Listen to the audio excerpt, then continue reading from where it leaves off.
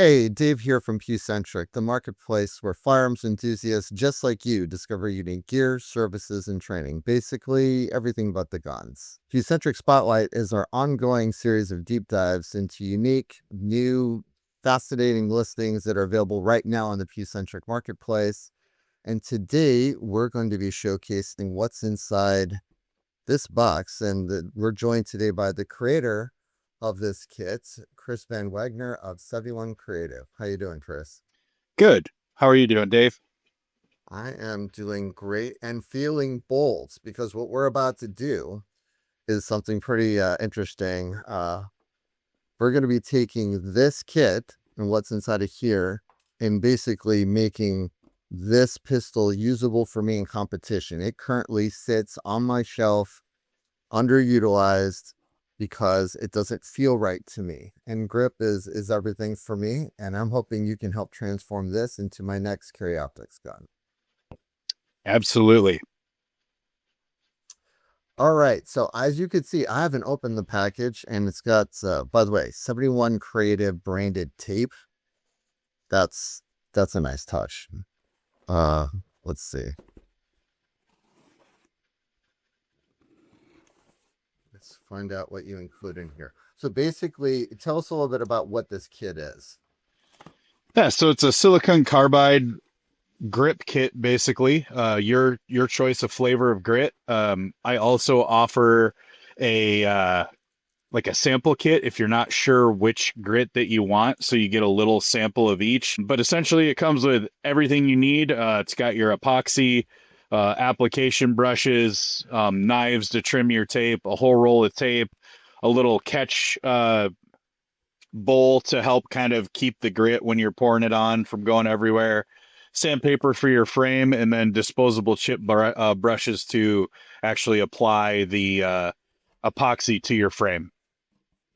I'm assuming these are freebies, right? You get with it. Yep. And that actually, what you're holding, the patch is, you've got the first one. I wanted to show it off a little bit, but that's our V5 patch. Once that version of the patch is gone, it's gone. This is going on my range bag. And yes, it is all about the patches. So I get it. Why don't you walk me through it as if I'm reading the Yep. instructions? And I have the pistol lower. It's in a safe condition, obviously. And I'm ready to go.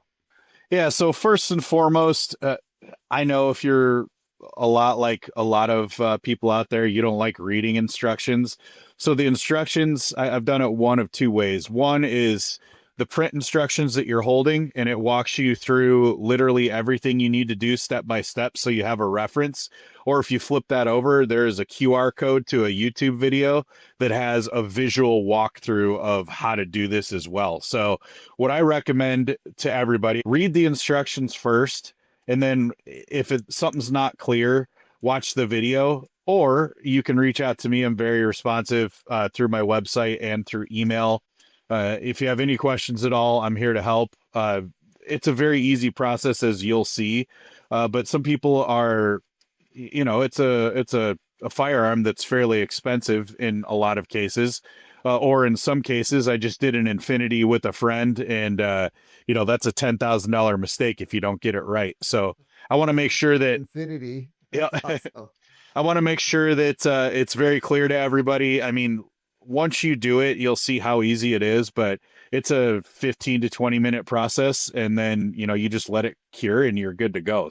I also offer inexpensive 3D printed grip blanks if you want to practice. You can order that with your kit. But in this case, this is my real pistol. And we're going to put the real grit on it today. And this is just, so everyone knows, this is a Grand Power Excalibur CO match. I'm sure I'm butchering the name, but basically there is no aftermarket support for this. So I tried to use like one of those Hogue grips, put it on here, it's kind of flopped around. You can see there's a lot of angles on this thing. And then I tried to use like a CZ Shadow 2, like one of those grip sheets. It just wouldn't conform to the shape. So I just put this on the shelf and I'm not having fun with it. So today that will change. All right. So tell me what's next. All right, so first thing you want to do is if you don't want to get your surface dirty, some people have a workbench, whatever, get some cardboard, some old newspaper. Yep, there you go. Cover your surface, make sure you got, and this also helps too with any grit that spills out of that catch bowl.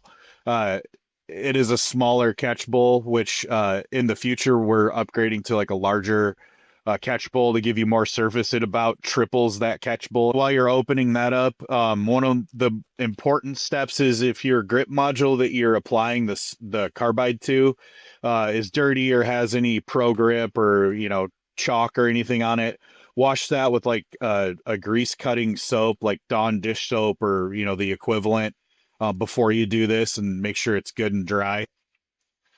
So this is where you can get as creative as you want. I've had some clients reach out and like, hey, I took 2 hours taping this. They've taped cool like crisscross patterns in it. I'm just a full grip coverage type guy other than, the beaver tail. And then also up underneath the finger groove, I would recommend leaving those areas without the carbide because, yeah, right in there and then back up underneath the beaver tail. Yep. Basically, you want it where your palm is going to sit, where you get the best kind of grip purchase. Many people are running thumb rests. This epoxy will adhere to polymer, to metal, wood, glass. I've I've had people use it on their lawnmower deck to create like a little foot pad where the tape that the factory puts on comes off. It's a really hardy epoxy with a really good like cure time, so you have time to work too. So you don't need to be in a rush. So for a lot of people, this is your first time. It's okay to take your time. You have about 30 minutes before the epoxy really starts to set up. Yeah, so I do the Like, like the major outline first. So I'll show one of the pistols I did it on. You can see see this like the larger piece, the big straight kind of pieces. I do that first. And then I'll come back through with smaller pieces and kind of outline it. And then you can also use your razor knife as well to shape things like, you've got basically straight lines with your tape. Curving tape isn't the easiest thing to do. And, I go the thinnest tape that offers like kind of some curvability, but also some coverage. So you're not putting 800 lines of tape on there just to cover the bulk areas. You can come back through with your razor knife and trim it up, get the square edges off there, however you'd like to do. And then an important thing with the tape is that inside edge that you're smoothing down right now. Make sure that that's really well pressed down because that's what's going to stop the epoxy. And there'll be a little bleed on, especially frames with like checkering and stuff on them. But that's what the Q-tips are for in a later stage. You can kind of go back through and clean that up. and okay, so I'm pretty happy with this. Yep. So how far would you go, like there, you think? Yeah, you're going to want to cover the mag button for sure and leave a little area around that mag button just so you don't get the carbide down in there and block anything up. Tricky part for me is always mirroring it on the other side. You got to kind of eyeball it and, because if you want it symmetric. Do I? I mean, it's not difficult. It's just like you might have to lay the tape down and then, go back over it with another piece, which is, why there's ample tape. Mhm.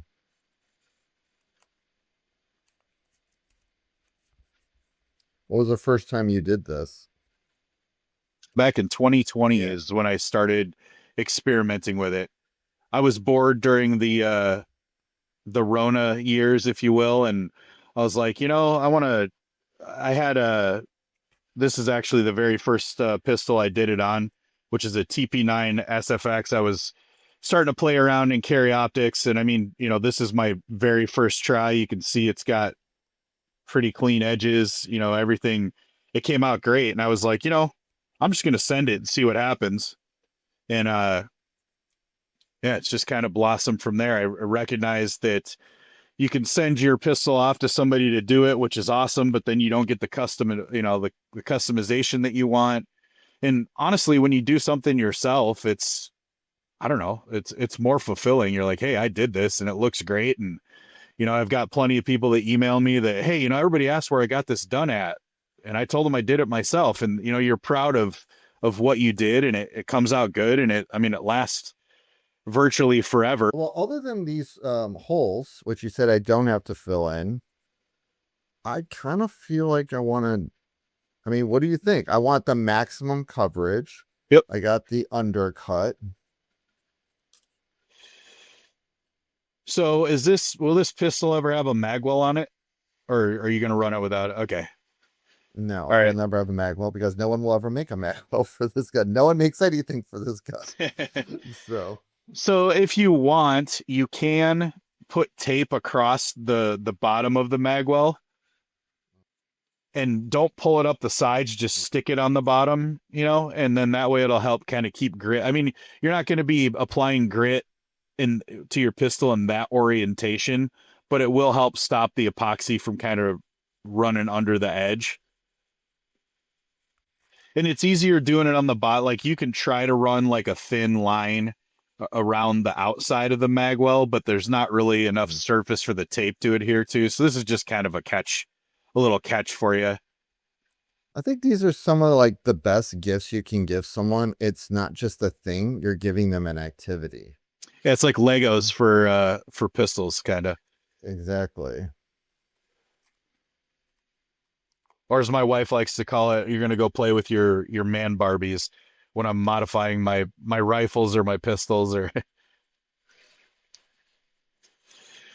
just make sure it's pressed down. You're good. I mean, I am applying this with a brush. It's not like I'm dipping this Right. in a vat of epoxy.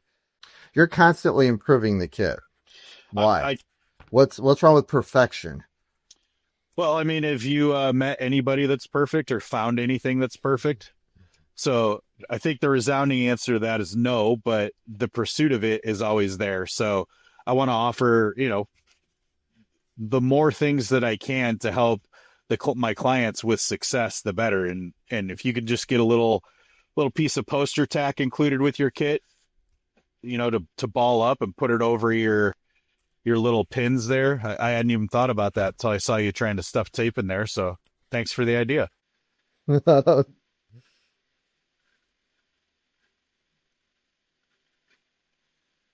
I'm pretty happy with this, unless you tell me, oh, Dave, don't do that. No, it looks think good from here. Yeah, all right.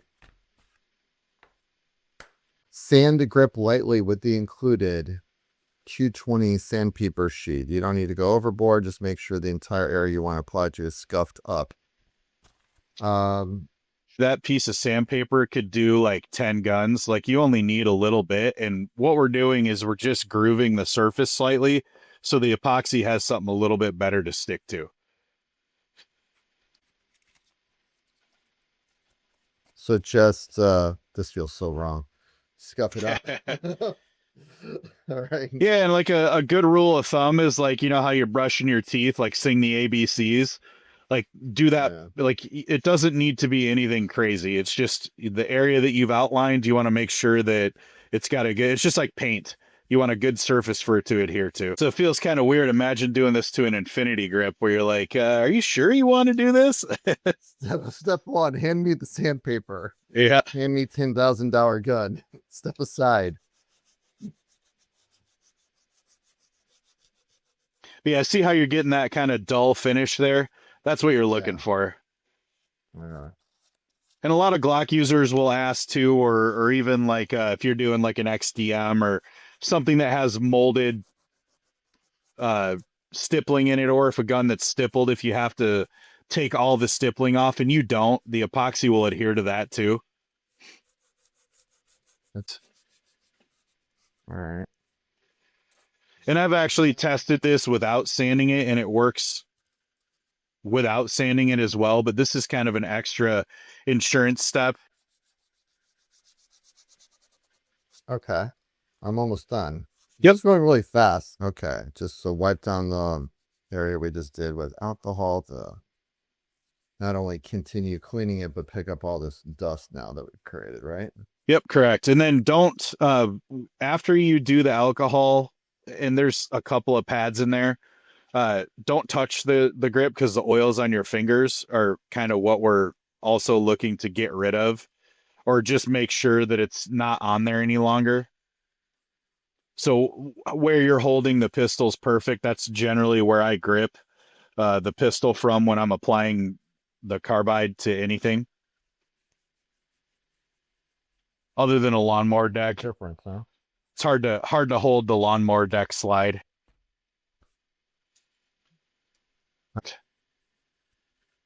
Let's get real now. This is like when I had the front of the line for the roller coaster. Okay. You know that feeling you get, do I want to do this right?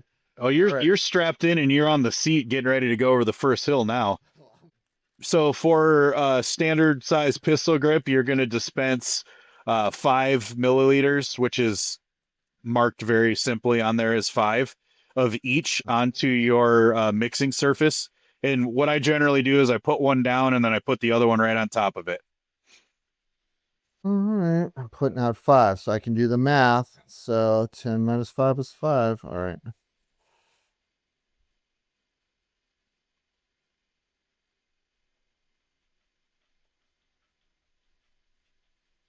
Okay.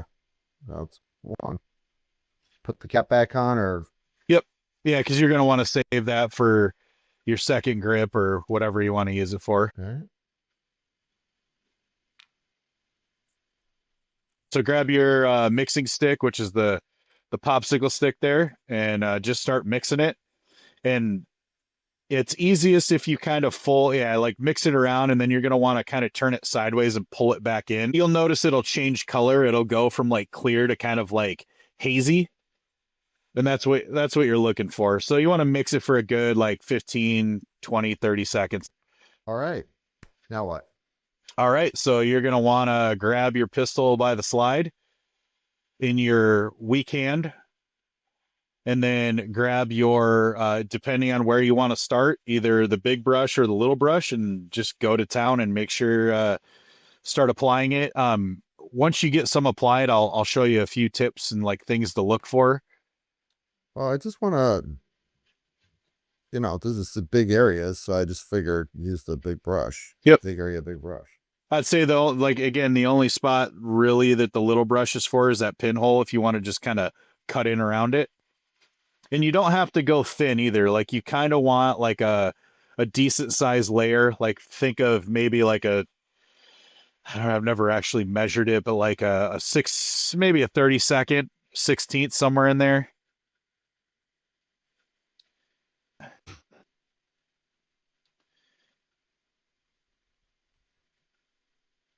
Do you remember Bob Ross? It's like Happy Yeah. Little Clouds. Yep. We're not going to do any happy accidents though today. They're all calculated. Yeah, it's calculated. Yeah. I did this on purpose. That'll be the thumbnail. I did this on purpose. There you go. Take it and just slowly rotate it, and you can see where there's like thin areas. Like I see one down by the tape on your magwell. Yeah. You want like a nice consistent coating over all of it. And where this is important, especially like on the like if your grip has any texturing or stippling, you'll see areas that are like lower, it won't look as wet. Kind of like you want a nice wet even surface across the whole grip module. The thing is you can take your Q-tip as well and just put the Q-tip head down in there and spin it and clean that epoxy out, and that'll get a large portion of it out. You might still get a little carbide stuck to it, but you can always pick it out with your knife blade or like a little pick or something. My first time. That is not an approved Q-tip, sir. I like those though. Those are good for pinholes. That's right. Because the Q-tips provided were too girthy for this application. All right. All right. All right, so next step is grab your grip bottle, and there's going to be you're going to have to twist the lid off, which I probably should update the instructions to, yeah, since you're hanging on to your pistol there. Hey, we're both learning here. All right.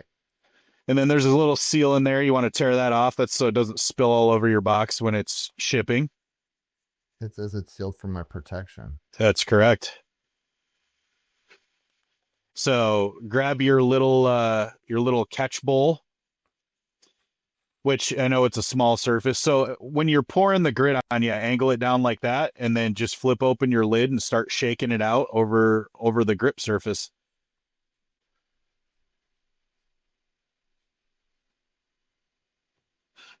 Mhm. Don't be shy with it. Just let it rip, because it's going to, at the angle you're holding it, it's going to hit at the top and then kind of go down the grip and then into your bowl. Oh, this is so cool. And then you just want to rotate, and when you rotate it, like do it over the bowl. Yep, there you go. And then just coat the whole On surface. the ball. And that's where I was saying we've got an upgraded kind of, it's, for lack of a better term, it's like a hot dog boat that offers a lot more surface, so you're not trying to hit the little bowl. These are just biodegradable bowls, and so that's why I went with them. You know, we're environmentally friendly AF over here at 71 Creative. So That you should put that on your Pewcentric listing. The environmentally friendly AF. Um, this is freaking cool, man. I cannot believe I'm doing this. Gotta be honest. This is crazy. all right, so things to look for, you know, you're getting your initial coat on there. I see a little bit down by the magwell, bottom of the magwell. You probably want to sprinkle a little bit more on that side right there.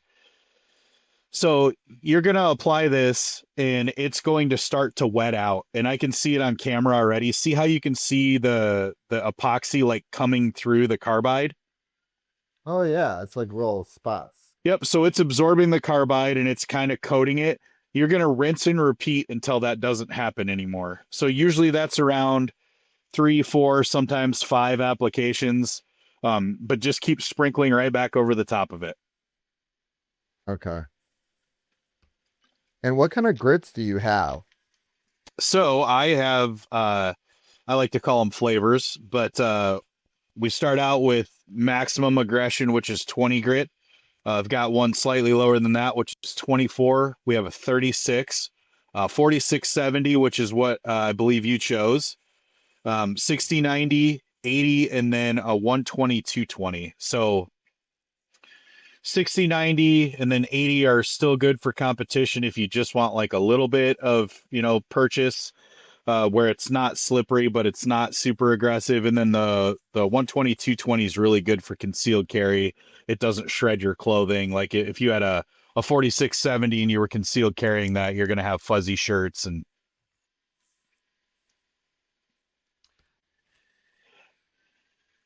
all right, so that's looking pretty Like good. the So working time. yeah, well, I'll show you the whole thing. it's looking pretty good. I'm seeing a little wetting out still, but that's okay. That's expected.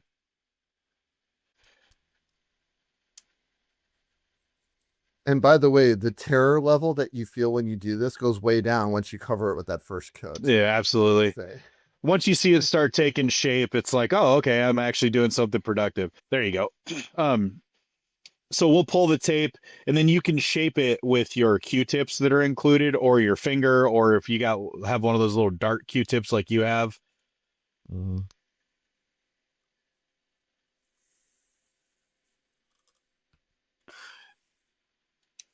And that actually, the one of the next steps just gave me another idea to improve it. Is I got to develop it, but I'm gonna include a hanger so you can hang your handset. Because generally you can just set it upside down on a shelf. Some pistols with, if the ejector's sticking up or something like that, it's going to be hard. But if you can hang it, then that would be easier. So I'm going to come up with that and start including it in my kits as well.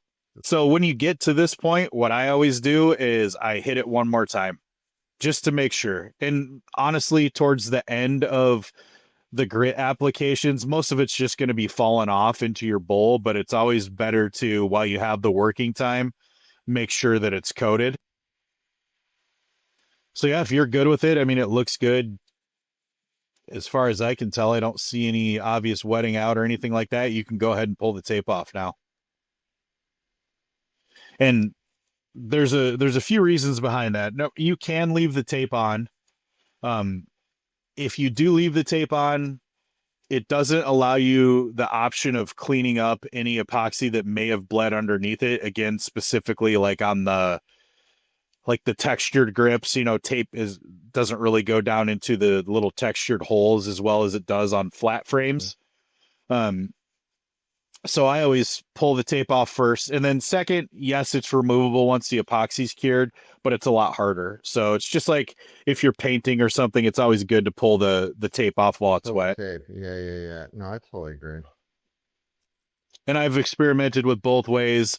It's doable, but generally the second way is, you got to use your little knife to like pick little pieces of the blue off and things like that, and it's just so much easier this way.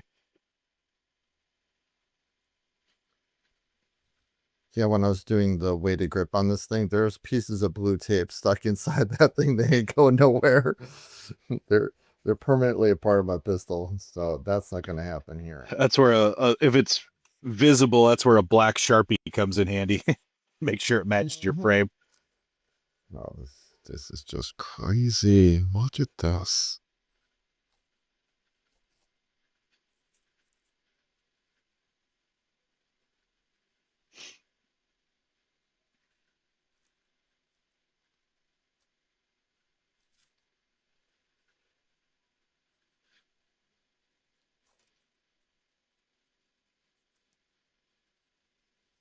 Look how clean these lines are.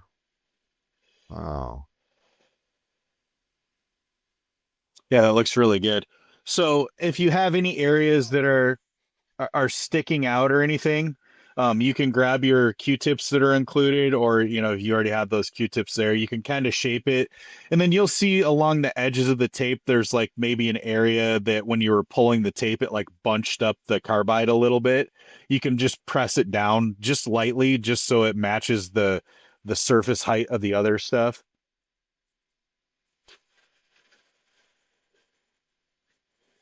Yeah. Yeah, so that's it. You've completed the main process. Now what you want to do is set it somewhere out of the way. Like I have cats that like to jump on everything, so I usually will set it on my bench and then put a box over it with a weight on top so they can't knock it over. But yeah, it looks really good. And so cure time, 6 to 8 hours to handle is what's recommended. But full cure is around 24 hours. So generally I'll do this and then the next day it's good to go. 24 hours later. All right. With the magic of editing, it's now 24 hours later. And remember, we took the grit kit from 71 Creative, shake and baked it right on top of the pistol frame, and this is the result. I mean, it was actually cured, probably just a few hours, but Chris recommended we wait a full 24 hours. I just took a brush and I just knocked off whatever loose, grit there was. And there was some, but, I knocked right off. And now nothing's coming off of this thing. It's perfect. And I could not be happier with the results. So going to the overhead cam here, you can see it's absolute perfection. Look at the crisp lines on the top here. That's because we just taped it off, and wherever we taped off, there wasn't going to be any epoxy, and all the way around the grip.